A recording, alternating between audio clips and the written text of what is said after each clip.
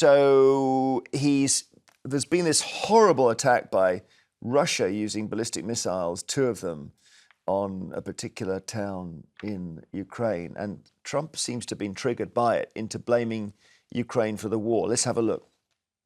The mistake was letting the war happen. If Biden were competent, and if Zelenskyy were competent, and I don't know that he is. We had a rough session with this guy over here. He just kept asking for more and more. That's a war that should have never been allowed to start. And Biden could have stopped it, and Zelenskyy could have stopped it, and Putin should have never started it.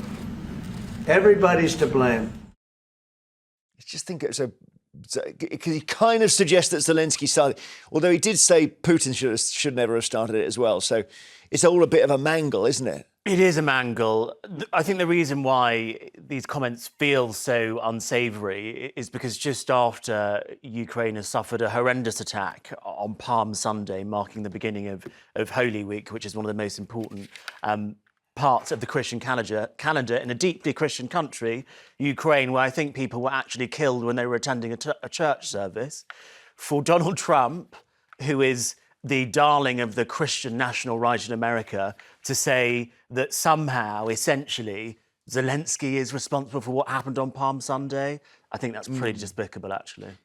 So he sees Ukraine as having somehow goaded Russia into invading, and having not thought about the fact that if Russia invade, they will lose, which Ukraine sadly seems to be doing. What do you think, Helen?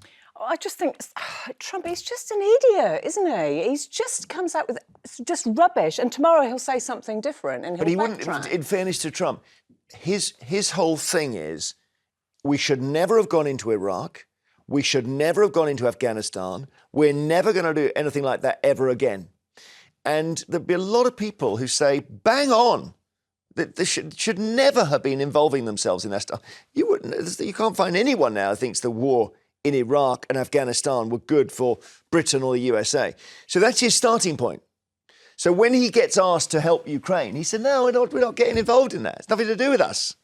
So I do understand that part of it. I understand it, but I think to compare Afghanistan and Iraq to what's happening in Ukraine would be fundamentally wrong. The only comparison is that they are all wars and people are dying. The way that these wars were started, especially when we talk about Russia and Ukraine, is Ukraine, which is a liberal democratic Western democracy, was attacked by an authoritarian power, Russia, and it's in the West's interests to protect and promote liberal democracy. So why is it that America would be pleased that Ukraine was invaded, which is right next to a NATO country, and if Poland is invaded, the US gets involved? That's the difference between Afghanistan, Iraq and Ukraine. Yeah, it's whether or not Russia thinks, OK, we can now roll through Ukraine and take Estonia, let's say. No one's going to mind that. Lithuania, Latvia.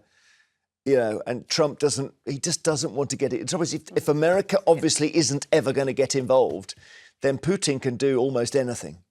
There's a separate story about Trump. There's so many stories about Trump. This is about his health. You know, American presidents need to release results of their health. So this is CNN. Trump's doctor says he's in excellent health, citing results of a physical exam and frequent victories at golf. And so I've just reminded me here of, let me show you, this was the letter that Trump got from his doctor, who I think is now deceased, actually, in 2016. If elected, Mr. Trump, I can state unequivocally, this is the last paragraph, will be the healthiest individual ever elected to the presidency. And people said, what the hell is a doctor writing something like that for? He's healthier than Obama? What does it mean? And then emerged that Trump had dictated that letter to his doctor. So this is him. I mean, maybe he's in excellent health. I don't know. There he is. So the doctor who, I think, as I said, apologies to this guy if he is still alive.